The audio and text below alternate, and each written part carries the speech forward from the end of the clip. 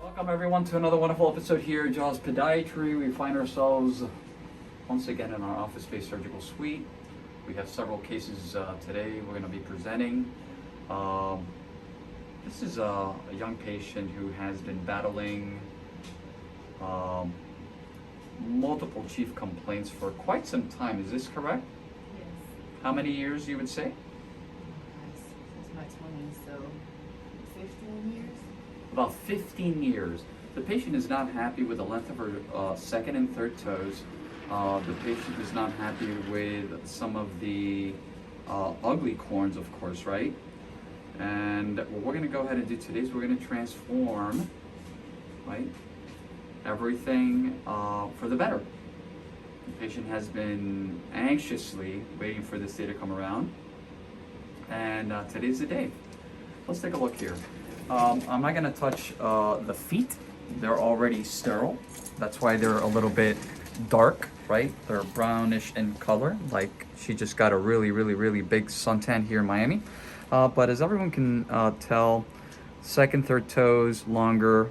The great toe, we're going to straighten the great toe is actually a little bit crooked. We're going to move it, out of the way. We're going to straighten that toe. You can actually see it a little bit more here. And I don't know if you guys can really tell because of the suntan, so to speak, but there's some really unsightly corns on the second, third toes, and also on the right here, right there's one. So this is going to be, a great case for a lot of great reasons. A lot of people battle the long toes. They're not happy. They're ugly. They're this or that, or even from a functional standpoint, them hitting, the front part of the shoe can, cause a great deal of pain. So we're going to put a stop here. We're going to get to work, and then we'll definitely, tag the rest of the video, which is the grand finale, right? Or the toe finale. So everything okay? Super. Let's get to work. Okay, so we're all done. Both procedures, both feet, left and right. You made it. Mm-hmm. Fantastic. So I'm going to show you guys quickly, okay? The after, absolutely gorgeous. Second toe, third toe, and I'm actually holding it like this because we don't use any pin screws or plates. Now we're going to go ahead and splint the second, third, and the great toe, which was straightened. We're going to splint them accordingly. We use these very intricate and delicate splinting techniques, okay? So the end result, I'm just going to bring the foot like this. It's going to look like that. Following the rainbow, the parabola, the great toe is nice and straight. And then, I don't know if you guys can see underneath, my two fingers. It's my son. Hey, you want to be on a video? No? Okay, so I'll stay there then. So then we removed the unsightly corns there. Okay? So I will definitely post the after pictures as well, so everyone can actually see the transformation. We're videoing. Oh. Thanks. What's going on here today? I love these transformations. At first glance, I think the patient kind of looked and was sort of, and it happens a lot, they're a little bit shocked because, in a matter of, say hour 45 minutes or so, we had a little glitch there.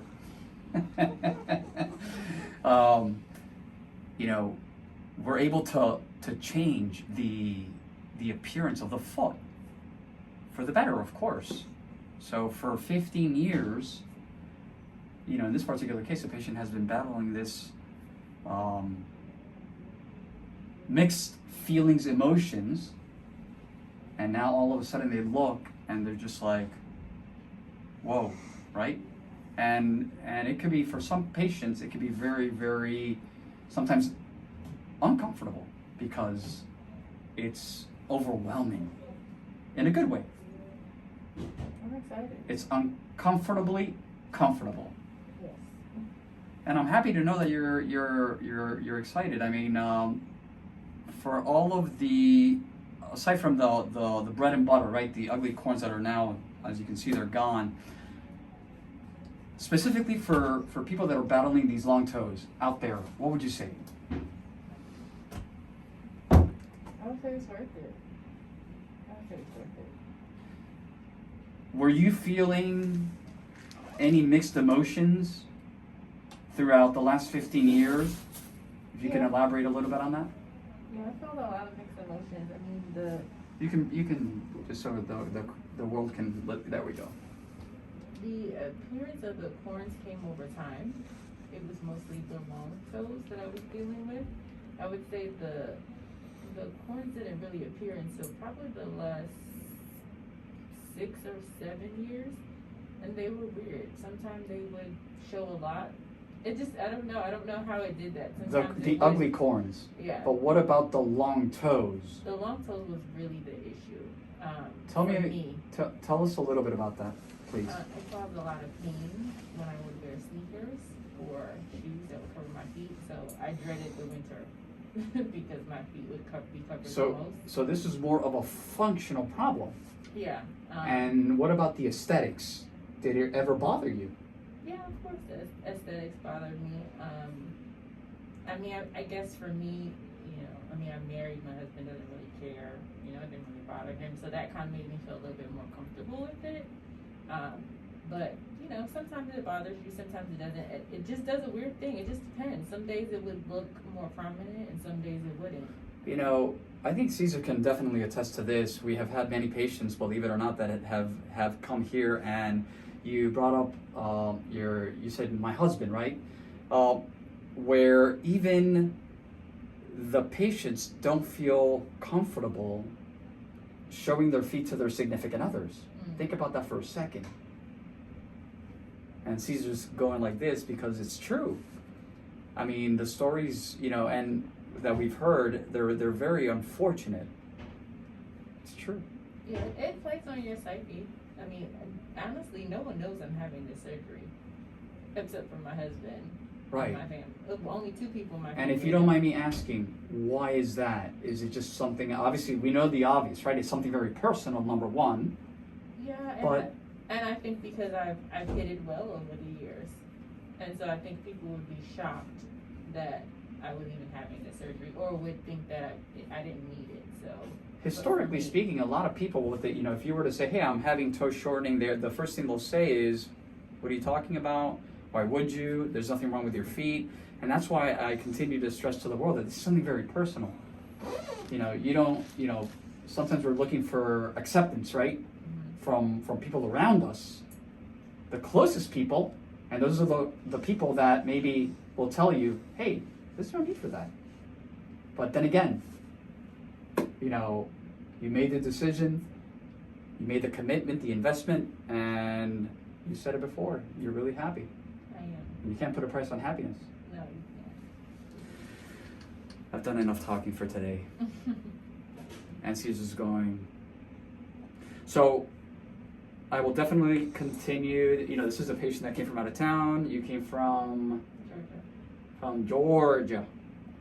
So, you know, we will continue to obviously provide continuity of care. We have a really robust, you know, post-procedural protocol, procedures and protocols, including, you know, making sure that we follow, you know, patients very closely on a weekly basis.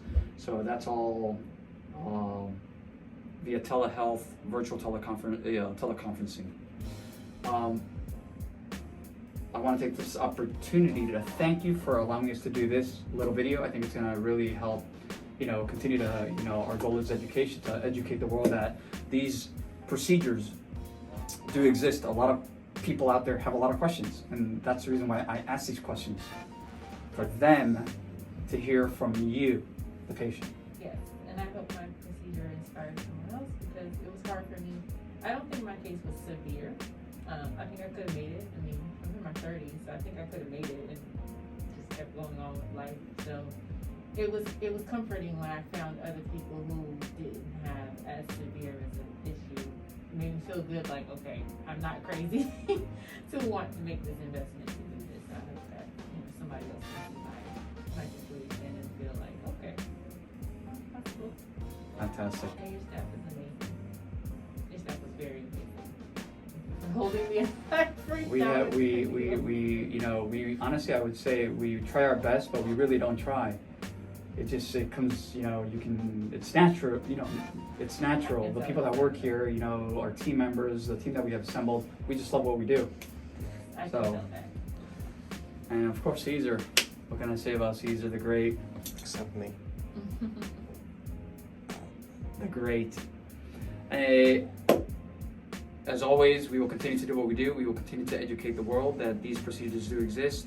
And again, we will continue to educate the world that minimally invasive and aesthetic foot and ankle surgery does exist. As always, thank you for watching.